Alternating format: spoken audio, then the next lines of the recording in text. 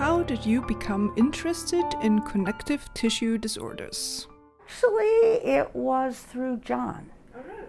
And I have to say, back in 2004, I can tell you that very few people in gastroenterology talked about Marfan's or Ehlers-Danlos, hypermobile conditions that people have. You know, I've always seen people who are hypermobile. We have all always seen people who are hypermobile. People maybe who are cheerleaders who are very flexible, people in the circus who are really very flexible, or, you know, just noticing that some people seem to be flexible, that they kept dislocating their joints.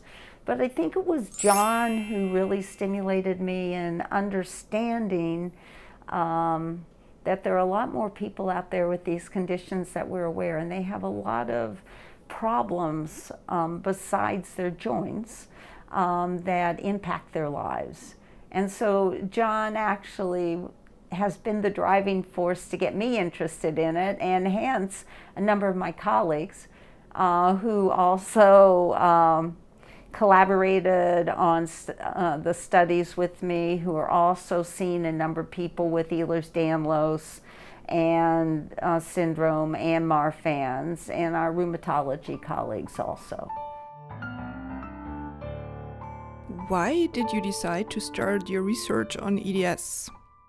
So when I see people with Ehlers-Danlos syndrome or hypermobility, then there have been reports of increased irritable bowel, but we see a lot of functional problems such as with urine and not being able to hold the urine or getting all the urine out, or with pelvic floor problems additionally, and being able to have a bowel movement normally.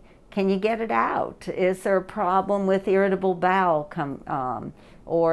and how do the two interact, and what's the problem?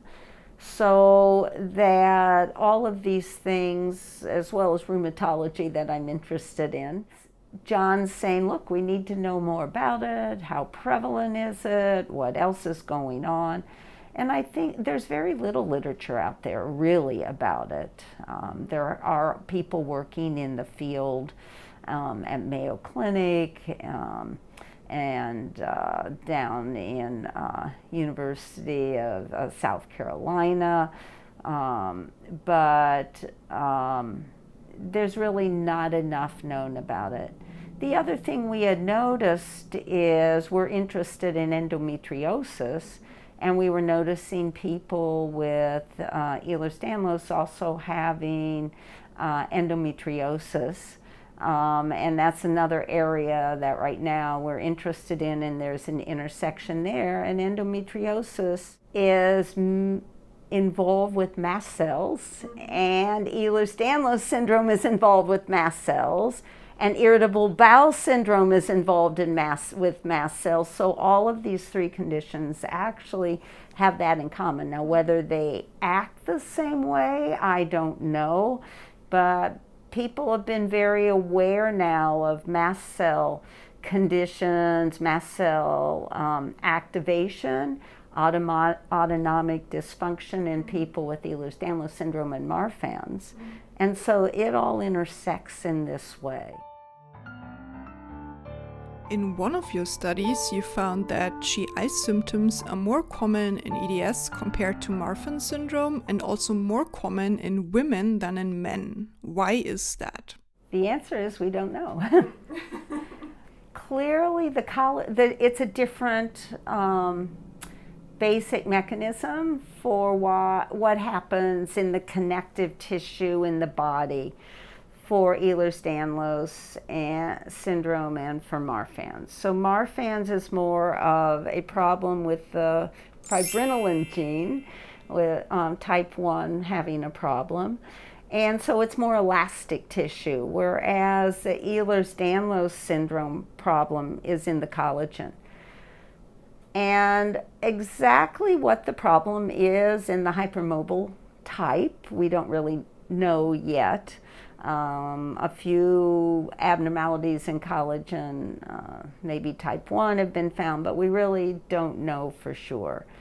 So I think the part of the problem is going to be that. It may also be activation somehow of the immune system in the connective tissue. But why? One, I don't know. Two, going back to what about the difference between men and women or female, male, is that we know also that women are more likely to have irritable bowel syndrome, even if they don't have Ehlers-Danlos syndrome or Marfan's. Women are twice as likely to have it as men.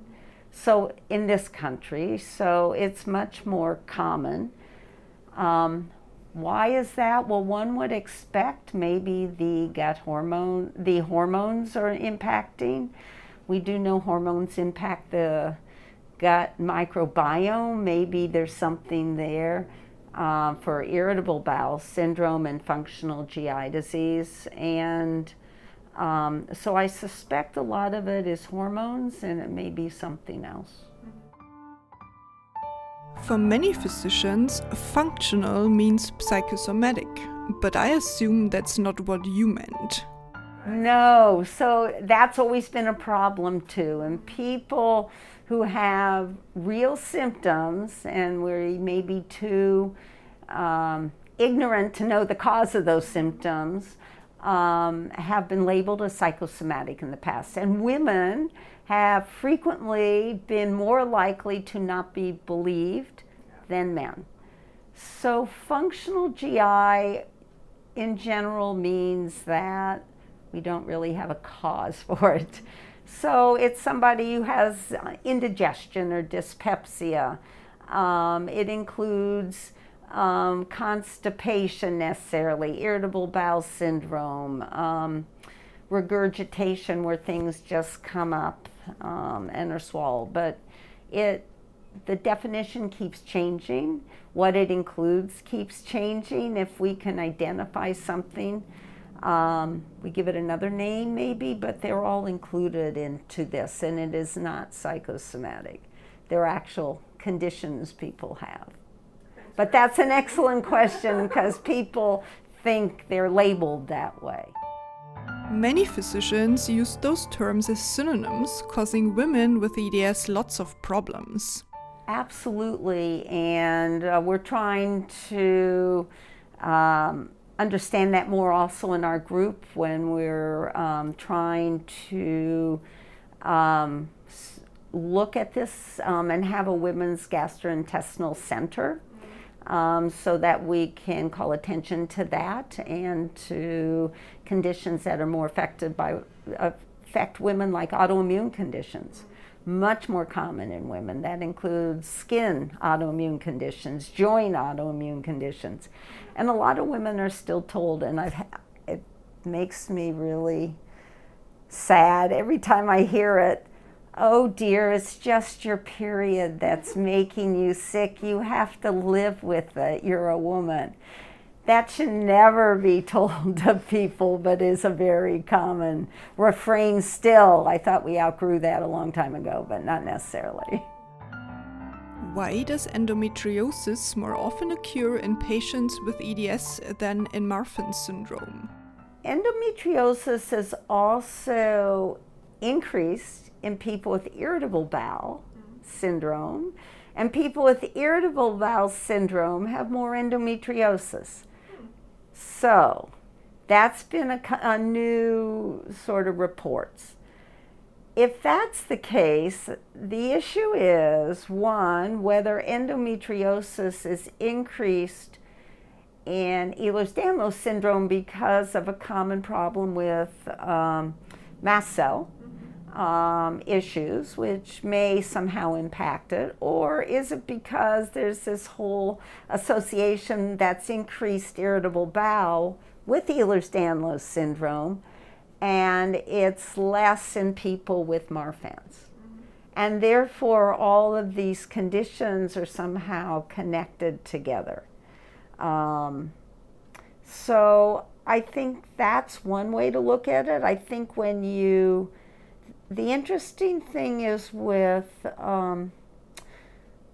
endometriosis, once that is a condition that people may not realize, where the lining of the uterus goes back up the tubes and then takes up residence outside the uterus and outside the where it's supposed to be, and can grow on its own, and then it bleeds when you get your period or other times in between, and can cause scar tissue.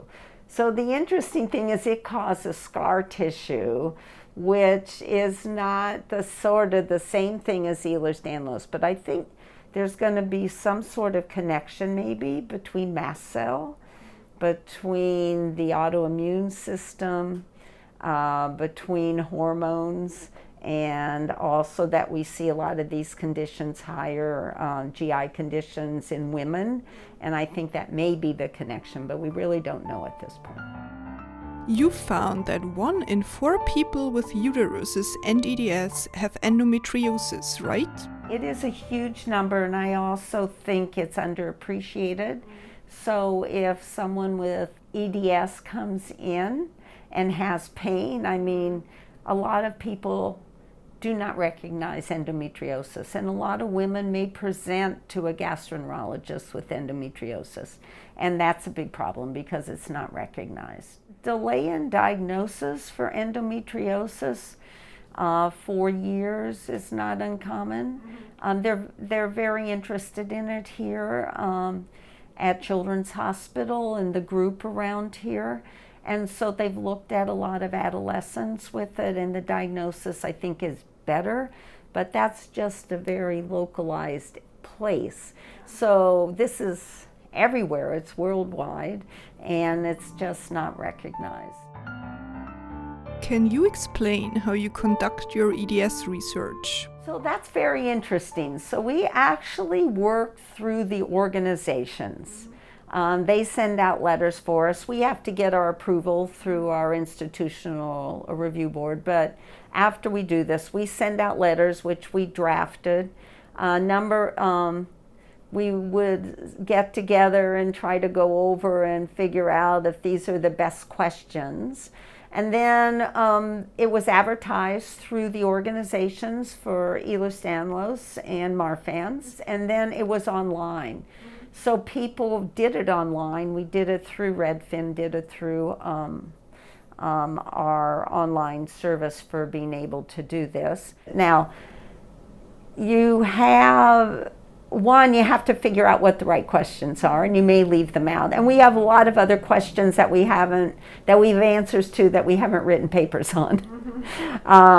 Then you have to figure out who actually answers these questions. This was a very long questionnaire. Probably took 30 minutes to answer. And so then you may be prejudiced in the study for those people who have GI conditions, answer the questionnaire. Other studies that have been done in this, they were looking at people who came to GI clinics. That obviously prejudices also what you think is going on. So, and there were college students also. So we came up with this questionnaire, and when you think about it, the organizations may also overlap in their membership. And then people can go online, and they did it gratis so that they had to spend time doing it and be very involved. And then we look at the data. We thought we would get maybe 100 responses. That'd be a good response. And we got 3,900 people who filled out, at least started the questionnaire. And we had 2,600 people that we could analyze data. So it was a huge amount of data. So we actually ended the study earlier than we thought because we had so much data that we needed to analyze it after we got all of these responses, which took a lot longer. And then we had, and when you do it, you have to figure out, what do you want to know? And So a lot of the questions were drawn from my experience with different people in the clinic. What we thought, could we leave things out? Absolutely. Maybe I hadn't seen it and I hadn't thought about it. And then the issue is you don't have documented verification of the diagnoses. So people tell you what they've been told, what they have.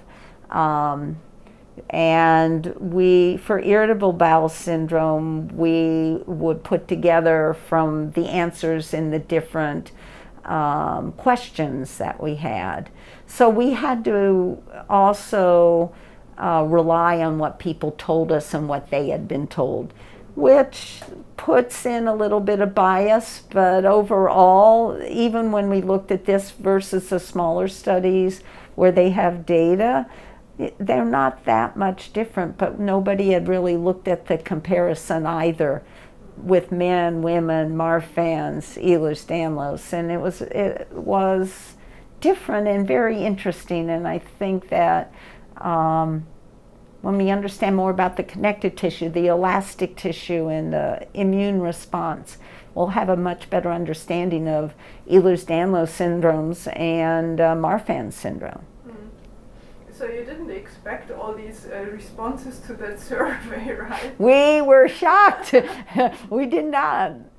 Because also the survey took 30 minutes. I get surveys all the time, and maybe they're even 10 minutes, and I don't fill all those surveys out. It was really, for me, shows the dedication of the community to try to improve their health, find out what's going on, and better understand the condition.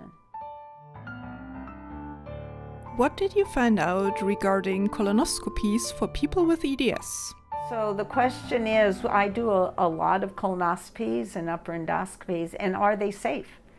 And are they safe in other people with collagen problems or other sorts of collagen vascular disease? We've never really thought about it.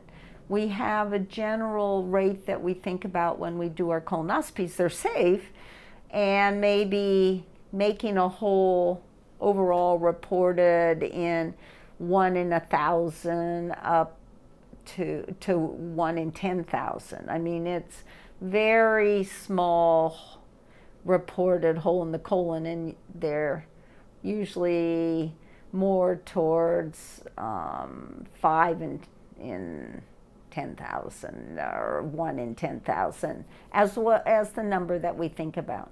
So then, if that's the case, is it safe if someone we know, because every once in a while there's a problem, is it safe? And I had not seen anything like that. So in our study, big survey study, we asked about procedures, colonoscopies, if anyone have had them, barium enemas, because you put in pressure when you put in barium enemas, or specialized other tests where we're doing pressure, where there might be pressure.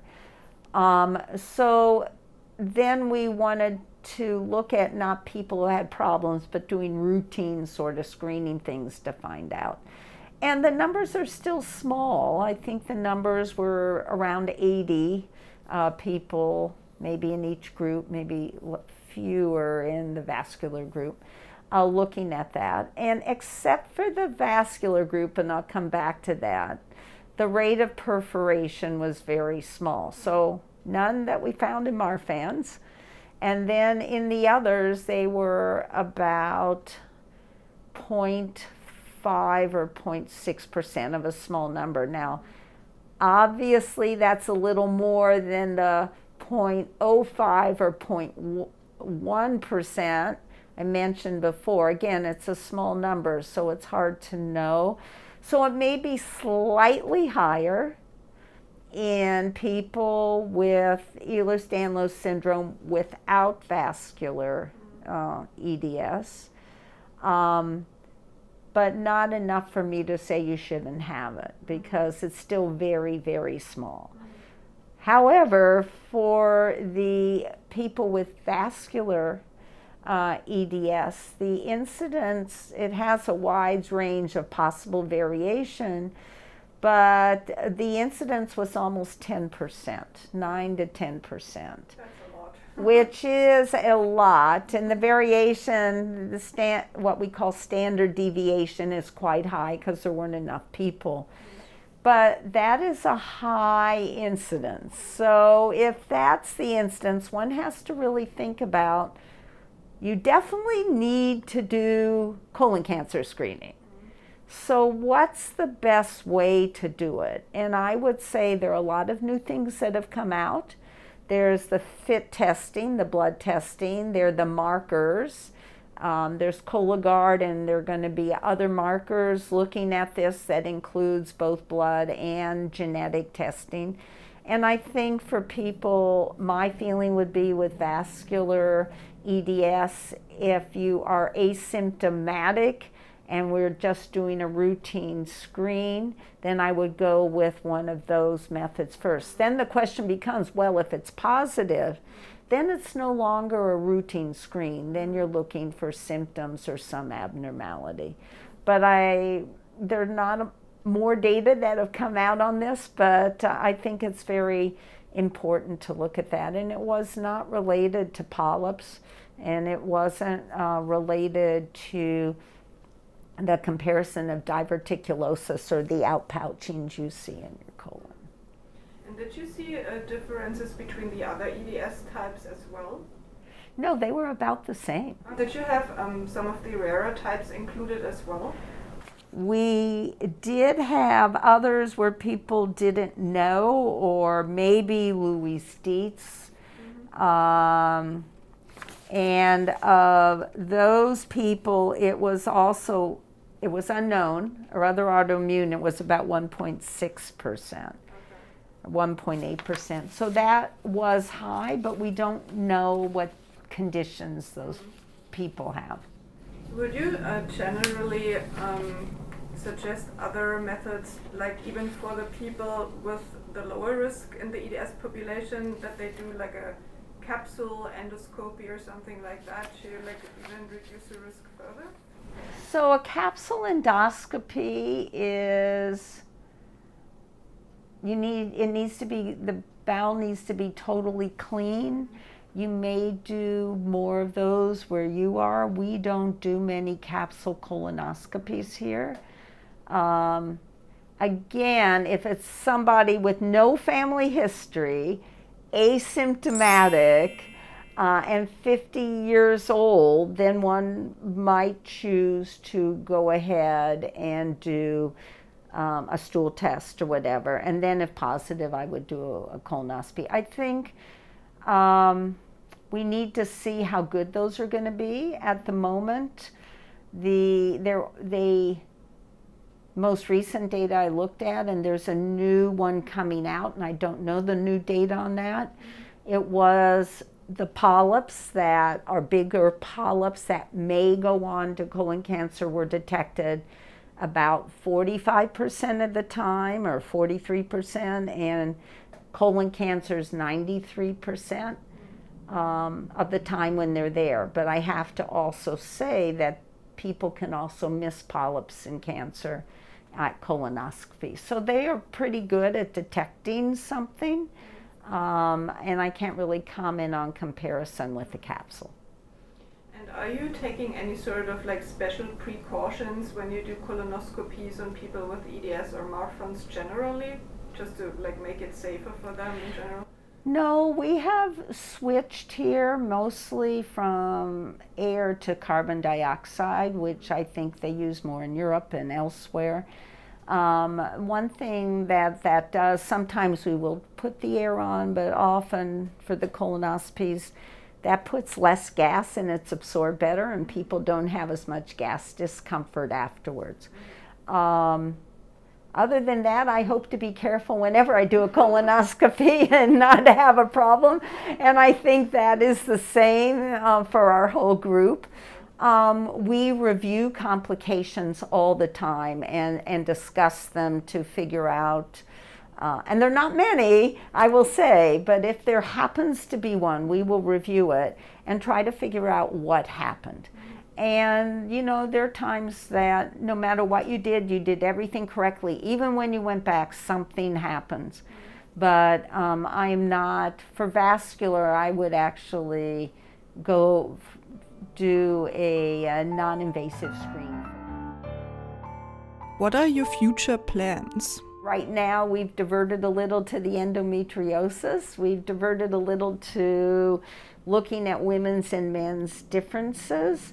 So we will see. I still have data from the survey that we haven't analyzed because I was also interested, and this has not been addressed, on whether Ehlers-Danlos syndrome or Marfan's people get scarring in the liver as much as other people. So people with fatty liver, which is very common now as people have gained weight, often will get scarring, and people with hepatitis get scarring. But then the question is, okay, if you have a problem with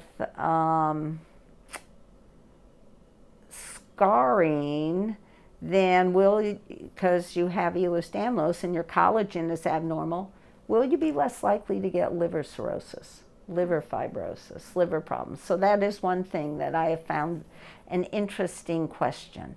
And I think that we probably would need another questionnaire. I'm not sure I got enough data years ago to analyze that, but I think it's something that also, and then if you don't see as much scarring because fatty livers become a very, very important problem now, then why is it? What could we do that could then also understand what's going on in Ehlers-Danlos syndrome, how it would then impact liver disease and how we might be able to help liver disease.